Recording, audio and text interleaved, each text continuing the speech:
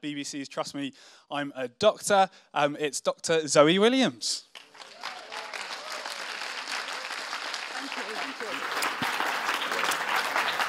Thanks. I'm not quite sure I deserve that introduction, but thank you very much anyway. How is everybody? Yes. Did everybody enjoy their lunch? Yes. Before we start, I have a confession to make. I've already told David, but I had a banana for breakfast this morning, so I am very, very sorry. So I'm going to be spending the next 50 minutes or so talking to you not about obesity, not about weight, and not about diet, but about something that's really important, I believe, and I'm sure you all do too, about physical activity. So a little bit about me. I am a GP working in London, and that's what I see myself as first and foremost. But I have a true portfolio career, as we call it now, in that I do various different other things as well. I'm one of the directors of the British Society of Lifestyle Medicines. I don't know if people have heard of that. That's been going since October last year. We do have a conference coming up. And I'm also a clinical champion, both with Public Health England and the RCGP here around physical activity and lifestyle. And the pictures there you can see are kind of the two jobs that I have that give the most exciting photographs. So I'm a media medic, so working on Trust Me, I'm a Doctor, and this morning, I'm actually off to This Morning Live in Birmingham after this, so apologies, I do have to shoot straight off. But I also work with, in particular, teenage girls. I have a real interest around the lack of physical activity that teenage girls are involved in. So I've set up a community interest company called Fit for Life, trying to encourage girls to be more active so that they can achieve and aspire to better things. Yeah, and I always get asked to put this one in. So yes, I did take a year out of my medical career when I was a junior doctor, when I was an F2, and it's 9 years ago now when Sky brought back Gladiators. I was lucky enough to get the opportunity to be Amazon the Gladiator. So that's enough about me. So I want to know a little bit about you. So earlier on I found out that there are quite a lot of GPs in the room. Just show of hands again, who's a GP? And then who is some form of either a clinician or somebody that works with clients that is giving lifestyle advice? Pop your hands up, including the GPs or nurses or other healthcare professionals. So quite a lot of you. Okay, good. And how many of you talk regularly to your patients or clients about physical activity? Yay, excellent, lots of you. Who here would say that they are active? Almost everyone. Right, that never happens when I talk to just GPs. And what does that mean to you? So I'll just sort of get a few people. What does being active mean? Just anyone who wants to shout out. What does it mean to you? Go running. Going running? Dog walking. Dog walking, cycling. Dancing. Okay. And what counts as being active? What do you have to do for it to count? Raise your heartbeat. Raise your heartbeat. Heartbeat. 30 minutes a day. Sweat. Okay. So hearing lots of different things. And what motivates you? Enjoyable, health, mood, be more flexible, okay, weight management. Okay, so lots of various different things motivate you. That's what I thought. So why is physical activity important? What are the benefits of physical activity? Go on, shout louder. I'm not that good. Insulin sensitivity, good one. Yeah, absolutely right. So I'm hearing lots of health reasons. What are the benefits? Mental health, mood, okay. Sociable, absolutely. And if physical activity were a drug, which conditions would we prescribe it for? Outside, everything. Depression, Alzheimer's, okay. So I'm hearing loads, okay, great. So I've got a audience that is on side, this is good. And how efficacious is it? So sometimes when I speak to GPs in particular, they think, well, you know, we talk to patients about smoking all the time, but it's more difficult to have a conversation around physical activity. And yeah, in some ways it is, you know, smoking is an easy question. Do you smoke? Yes or no? How much? Do you want to stop? And we pretty much always have services that we can refer them to. And physical activity can be a bit more tricky. But this shows that it is worthwhile. So this says to get one smoking patient to give up cigarettes, doctors need to advise 50 to 120.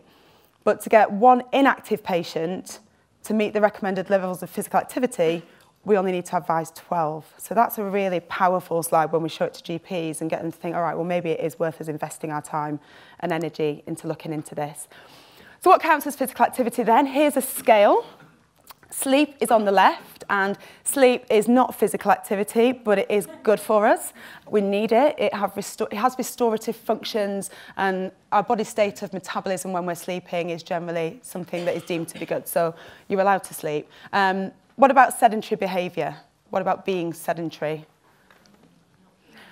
Sometimes I have this rule that if I ever say the word sedentary and what I'm looking at and I'm seeing is sedentariness, then I'd invite you to stand, if you'd like to, for the next 2 slides at least. Thank you. So we're learning more and more about sedentary behaviour, and it sometimes gets a bit confusing because sometimes people say a sedentary lifestyle, but you don't really have a sedentary lifestyle. You can have an inactive lifestyle, but sedentary is referring to the periods of time that you spend sitting or lying down where your muscles aren't engaged. So you can have a sedentary job, but not really a sedentary lifestyle. So they're 2 separate things. So there's the sedentariness, and then there's the activity bit. And you can be inactive, insufficiently active, or active, which we'll come on to. So when we're talking about activity, there's light intensity activity, which you're kind of doing now in that some of your muscles are engaged just to help you stand. There's moderate intensity, which people were saying earlier about your heart rate, sweating. So moderate intensity activity, you have to have 3 things happening. Your heart's beating faster, your body feels warmer, and you're breathing faster, a little bit breathless, but able to have a conversation. So sometimes people will say that moderate intensity is a brisk walk, which for most of us it probably is, but actually for a patient with COPD, it's not. So when we're explaining to other people how they can define moderate intensity for themselves, it's quite useful to ask them to look out for things that they can feel. So moderate intensity is heart beating faster, breathing faster, warmer, but able to have a conversation. And vigorous is if you can't have a conversation. Okay, so we're going to move on to the pub quiz start part of this talk. Feel free to remain standing or sit at any point and move around, do yoga, whatever you want. When I'm talking, the more you move, the happier you'll make me. So the CMO's guidelines for physical activity. Campbell's in the room. He's not allowed to talk because I know he knows these. 5 times 30 over the course of a week. Okay? Any advances on that? 150. Oh, 2 of those have to be a weight resistant. Okay, so far we've got 5 times 30, which equals 150. Does it have to be 5 times 30? I think break it to 10. So at least 150 minutes, and you can break it down into the smallest block that counts is 10 minutes. Yeah, good. So 5 times 30 is one possible way of getting it, but it doesn't have to be. So we've got 150, at least in blocks of 10. Of moderate intensity. Good. That's the first bit. And then I heard somebody at the back talk about 2 days of... 2 days of muscle strengthening or resistance. And muscles are really important, and we'll come on to that a bit later. Anything else? 75 and vigorous. Brilliant, yeah. So if you choose to do vigorous intensity activity, you only need to do half as much, 75 minutes, or you can mix and match. Anything else? For children, it should be at least 60 minutes a day. Yes, for children, at least 60 minutes a day. Keeping with adults, anything else? 2 other bits. Okay. There's something that you're all doing now that makes me really happy because you're not doing this one. Yes. Okay, so it's not sitting for prolonged periods. And then there's one more that's for older adults, which I'm not doing very well right now. But yeah, balance and coordination. Well done. So it's 150 minutes of moderate intensity, at least bouts of 10 minutes, 75 if you do vigorous, muscle strengthening 2 days a week, limit time spent sitting for prolonged periods, and balance and coordination activities on 2 days of the week. Simple as that.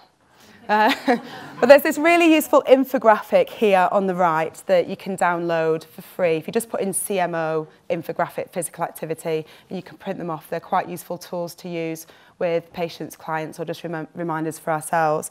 And the thing to remember, especially when I'm talking to GPs, and I feel that the audience today, we're quite a niche group in that we're all quite healthy and fit, but actually when we're thinking about the general public and I'm thinking about my patients, 150 minutes to a lot of them is just so unachievable. They're like, what are you talking about?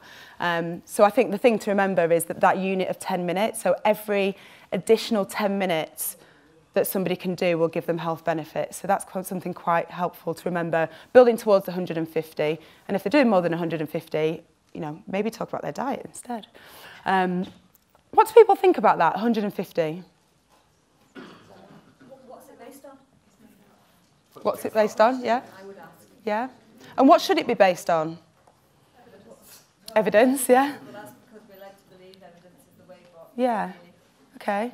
So is it an arbitrary figure or where did we get to it from? Yeah, so we'll come on to that. I think there's something about, we tell patients to do this, but are we doing it ourselves? So many doctors are unhealthy looking and appear that they're not doing it themselves. Yeah. So we might have to come back and tell them what we do. We are role models, aren't we? And I'll be really honest, I used to cycle around London and my bike's had a flat tyre now for 6 months and I haven't been on it, but I still have a cycle helmet on my desk because I think even that is just, even if I don't get around to talking about physical activity, it's giving a little bit of a nudge, isn't it? So yeah. So everybody in this room pretty much stuck their hand up and said that they were active. Now we know it's 150 minutes. Do you think you're still active? Most of you are nodding. Okay, very good. These are the other infographics that are available. So for early years, children, yeah, it's that magic 60 minutes, and for women in pregnancy as well. So they're all available for free. Print them off, share them, distribute them. There's one, actually no, I'll tell you about the statistic around teenage girls in a moment. So how many people meet these guidelines? Well, about a third of men and just over 40% of women don't meet the 150 minutes. So those are people that are not active enough for good health, which sometimes I think you can look at that either way. You can think, well, actually, that means most people are. That's quite good. Or you could look at it and you could think, well, actually, many more people than that should be. And I think if I think about my family and friends, then I think, whoa, that's terrible. But if I think about my patients, then I find that quite surprisingly good. So I think you have to remember sometimes where you are, where you're coming from, and the bigger world and the real picture. And actually 150 minutes for a lot of people is unachievable. And this kind of proves that. This yellow circle at the bottom left shows the levels of inactivity. So to be deemed inactive, that means less than 30 minutes per week. And a fifth of men and a quarter of women in England are physically inactive by that definition. And that, I think whoever you are, whatever your thoughts are, that's really worrying and really scary. And from a public health point of view, it's this group of people who we really need to get their activity levels up to make a huge difference to their health. But also thinking about people who have any form of disability or any chronic disease, they're much less likely to be active. So whether that's a physical disability, a sensory impairment, mental health, or any other sort of physical health, these people need additional help to be active. They're usually about half as likely to be active. How inactive is England by region? I was really shocked when this came out last year because I thought, you know, London is kind of the exception in that when thinking about inactivity, doing less than 30 minutes, most people in London are doing something. Do feel free to sit down if you want to, by the way, or remain standing. You have my permission. So I found it quite surprising that London are... You really did need my permission. Am I that scary? Come on, guys. Thank you. Yeah, like I say, move around. The first time I went to a sports and exercise medicine conference, it was at the RSM, so it was all kind of traditional and formal and lovely, and I was a bit late, so I sat at the back, and about 20 minutes into the first talk, a couple of people started like just popping up and stretching off their quads, and I thought, what's going on? This is really weird.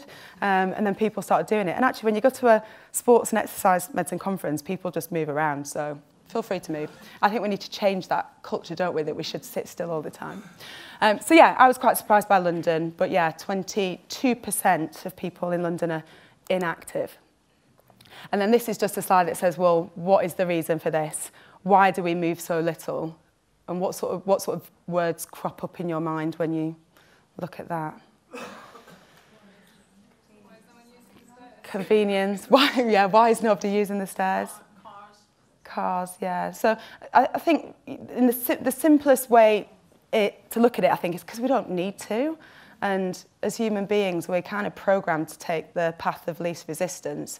And I know if I'm in a big shopping centre and I need to get to Marks and Spencer's and there's an escalator there and I've got no idea where the stairs are, I'm going to get on that escalator.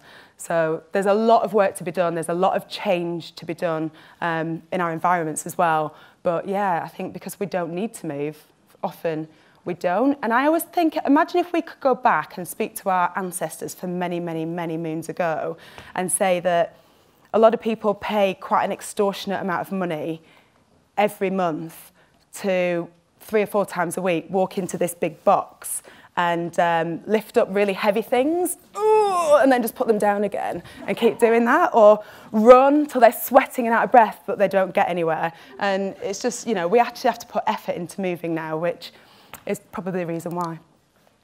All right, question number 2. How does the UK compare with the following countries for inactivity? I might ask you to all stand at this point, actually, please.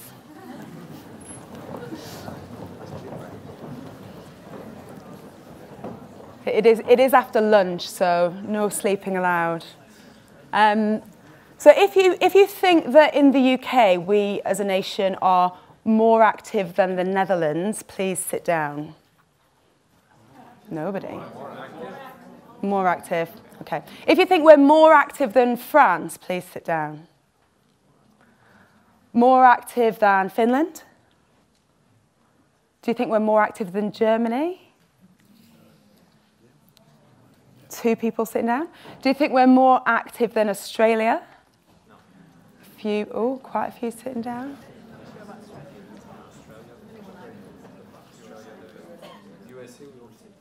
Okay. Do you think we're more active than the USA?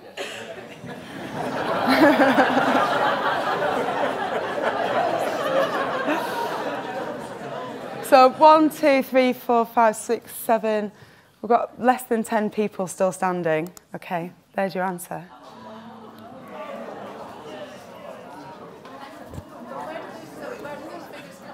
Very good question. Where do those figures come from and are they reliable? So there are 2 points to make on this slide. The first one is that, first of all, how many people are here from America? So the first point to make is that this is self-reported data. So some people will make claims that Americans might behave differently to people from the UK when answering how much exercise they do. The second point to make is that Finland 40 years ago were way out here, but 40 years ago the government in Finland decided to take a whole systems approach to focus on physical activity and looked a lot to the Netherlands to try and change the wider environment so that being active was the easier thing to do. And they used to have the highest cardiovascular disease rates in the whole of Europe, but you know, this has improved rapidly since they made those changes. So we, as a nation, we're actually learning a lot from what Finland did and making a lot of similar changes. Okay, question number 3. How do you think inactivity compares with these other preventable risk factors in terms of how deadly they are?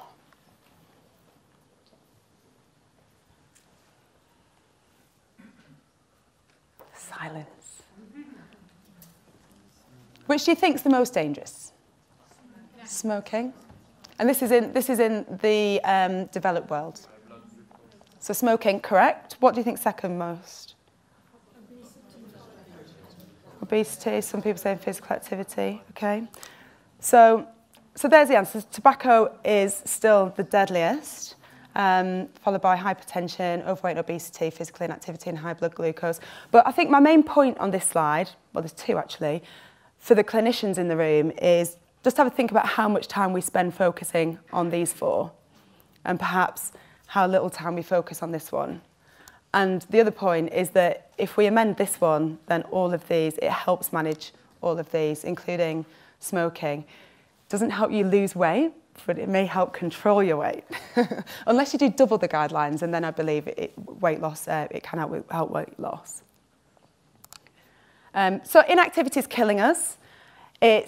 Activity levels are decreasing and continue to decrease, although in the past 12 months there's been a little bit of a blip upwards, which is reassuring, hopefully. 1 in 6 UK deaths could be prevented if we could eliminate physical inactivities. If everyone did at least 30 minutes, we could prevent 1 in 6 deaths. And that's the same as smoking. 1 in 6 deaths could be prevented if we could eliminate smoking.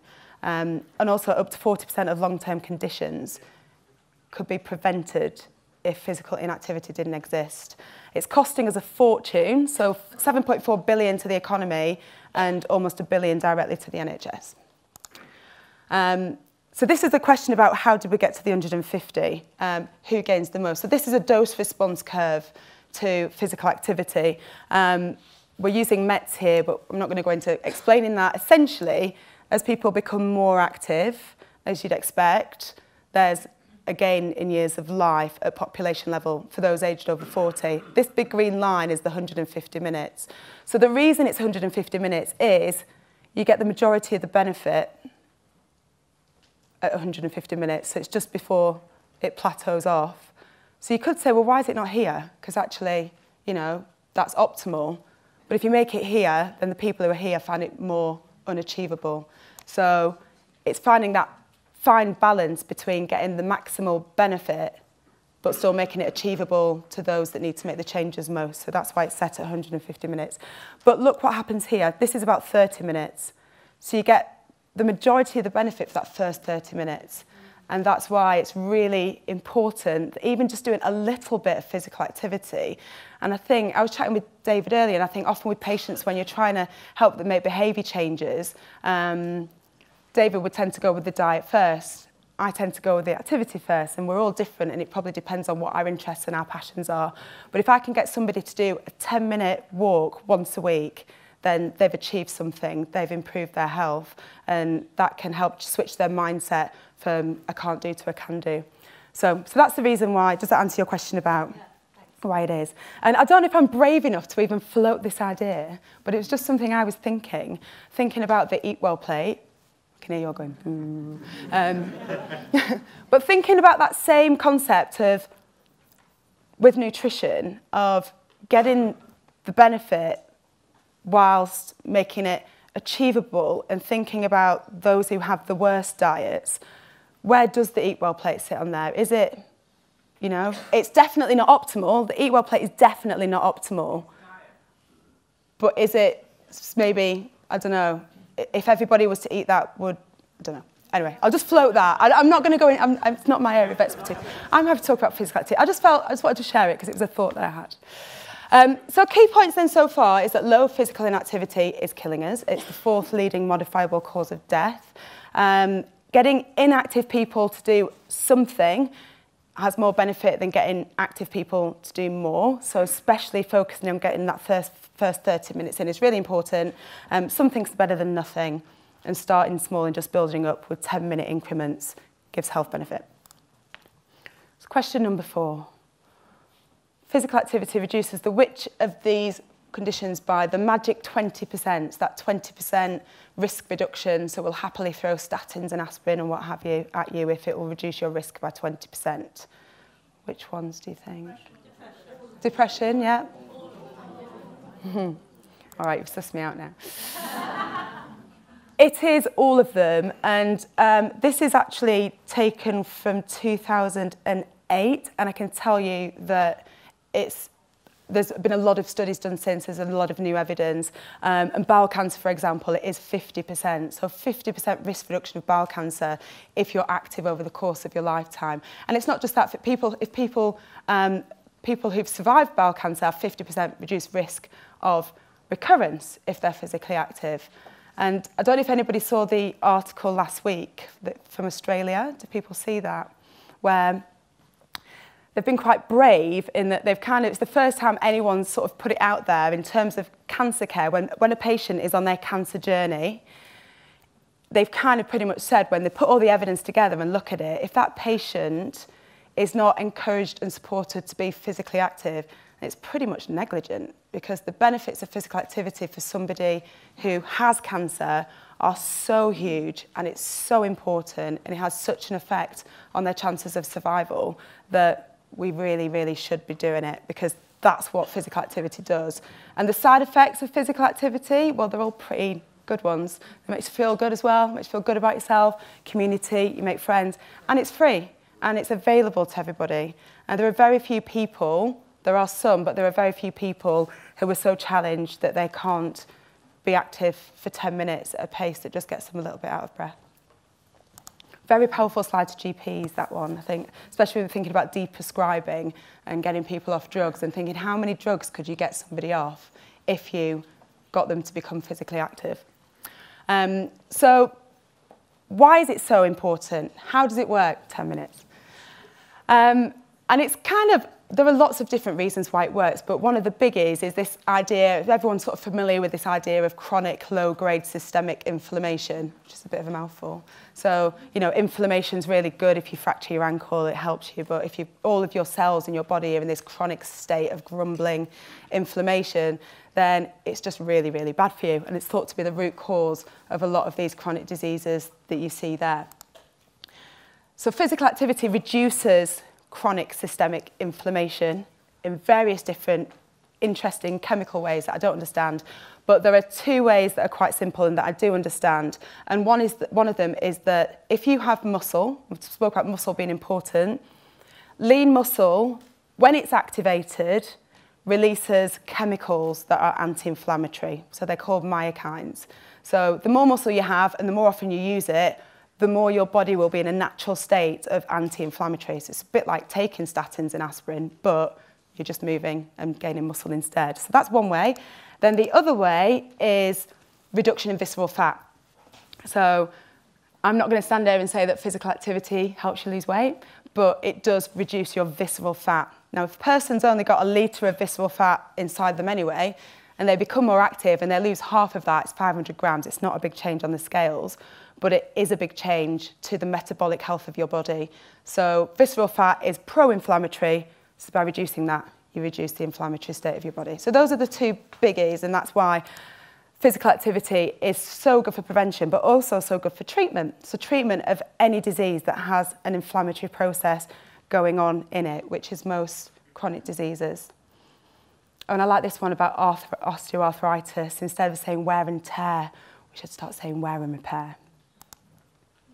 And then this is my note about giving permission, and this is particularly people who are clinicians and healthcare assistants and doctors and nurses and pharmacists and physios and psychologists. If we even, as a healthcare professional, if we just give our patients permission by just saying to them, being active would be a good thing for you to do, it's in your best interest, it'll help manage your disease, that can be really effective. So if there's no time to do anything else, always think about just mentioning it. So if you're talking about diet, if you're talking about the low carb and you're looking at food diaries and what have you, just a little mention about physical activity can actually get them thinking about it and make a difference. So the next couple of slides are MRI pictures. Thought I'd include a few pictures for you. And here we're looking at somebody on the left who is an obese man and somebody on the right who is a different man, but also an obese man. Both have the same BMI. And we're looking at an MRI. So imagine somebody's been sliced like that, and you're looking down from above. So at this stage here, we're looking around this area. And you can see that this person, anything that's bright white is fat. So this person has a lot of subcutaneous fat around the outside. And we're not too bothered about that because although we don't like the look or the feel of it, it doesn't do you too much harm. And this person here has very little visceral fat, just a little bit. Whereas this person over here, they've got slightly less subcutaneous fat, but look at all this. This is all the visceral fat that's pro-inflammatory, that's causing disease, that's increasing their risk of heart disease, type 2 diabetes. This is a nice smooth liver, and this is what a fatty liver looks like on MRI. And then even in the calf muscle, you can see this one's kind of like a very lean sirloin, which is much better than having a ribeye if it's you. Not necessarily if it's on your plate, but if it's you. So the point of this slide is saying that, you know, BMI, it's something we definitely should be measuring people's BMIs. It's a good indicator of population level health and a good screening tool, but it doesn't necessarily reflect somebody's metabolic health. And the reason I show this is, as a clinician, I think about this when I have a patient who's becoming more active and they come back and they're frustrated because they're not losing weight. You can tell them that the changes will be going on the inside, even if they're not on the outside. Am I allowed to interrupt? Go on, David, seeing as it's you. I'm just interested. Feedback is so important if we wish to bring changes for patients. Yeah. So what would you be measuring that would be an indicator of metabolic health to give feedback for your patients? Because we can't get those scans. So well, GP, what might I just put all my patients through the MRI scanner every 2 months. No, it's a really good question. So how do you give patients that positive feedback? And it's difficult, and that's why I show this slide, because if you know that this is happening, you can explain it to the patients. But generally, the way I give feedback when people have become more active is just ask them how they feel. They feel so much better. And that is usually all you need to encourage them to keep going. Peak flow, perhaps? I think peak flow, if it's indicated. I haven't used peak flow, actually. I'm not sure. Yeah. Because I think the things we're often recommending aren't going to give them necessarily that much of an additional respiratory reserve, because they're not getting hugely fitter. But if somebody's starting from a really place of nothing, then yeah, then maybe peak flow would increase. Interesting. Yeah, interesting thought. Does it correlate with waist-height ratios? Oh, next slide. So waist circumference. So this is, again, it's making a slightly different point to the previous slide, and it's saying that waist circumference, again, probably a more sensitive measure of somebody's metabolic health. However, not always going to give you the whole picture. So here, 84 centimetres, 84, 84. This person's BMI is 25.5, so they're just about overweight. And they've got half a litre of intra-abdominal fat. This person, same waist circumference, BMI 24.2, so they are normal, apparently. 1.2 litres. And this person has a BMI of 23.7. So, you know, this person's probably healthy. They don't need to do any exercise, they might think, but they've got over 4 litres of intra-abdominal fat. So the point from this slide is that everybody needs to be active. It's not about weight. It doesn't matter whether you are obese, overweight, or a healthy weight. We all need to be physically active. And it's that trying to distinguish the two and separate the two. If I have a patient in front of me and they're overweight and they're on the verge of type 2 diabetes and they say, I'm absolutely not interested in doing any more exercise, but I'd really like to make some changes to my diet, I'll do that. If somebody says they're not willing to change their diet, but they've been thinking about getting a bike and cycling to work, I'll focus on that. If they're willing to do both, fantastic. But we should think about them as two separate entities. So many people only think about physical activity in the context of somebody losing weight. Nearly there. How long have I got? 5. So moving on from activity then and thinking about sedentary behaviour. That's your cue.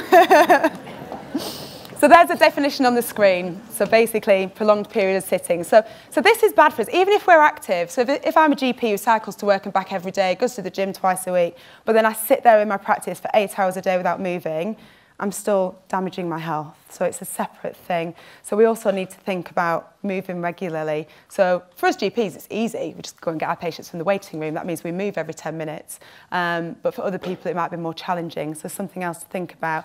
And they first discovered it with the London bus workers. They did a trial, I think it's about 40 years ago now. So they did a trial. They looked back at people who'd retired from working on the London buses, and they found that bus drivers were twice as likely to have a heart attack as bus conductors in the 10 years following retirement. And the only real difference between the two groups was that one had a sedentary job and one had a job where they moved. Why is it important to move often? Again, systemic inflammation, but other forms of metabolism as well. So there's an enzyme called lipoprotein lipase that breaks down fat, and that switches off once you've been sitting for 20 minutes and switches on again if you do a little bit of movement. So well done everyone who's standing. So how does being sedentary cause systemic inflammation? So this is a mitochondria, and we have lots of these in every cell in our body, especially our muscle cells. And the mitochondria's job is to produce energy for the cell. And it does that by this process of the Krebs cycle, oxidative phosphorylation. It produces the ATP, and then that energy can be used up by the cell.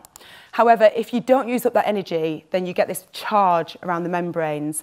And in that state, you get electrons being thrown off, which create these free radicals, and free radicals are harmful. And if these antioxidants aren't, if there aren't enough of these to mop these up, then it will cause damage to the mitochondrial DNA. That can cause damage to the mitochondria, it can cause damage to the cell, it can cause cell death, which can cause inflammation, and cell death also causes aging. So mitochondria are really important, we have to look after them. So this is what happens visually.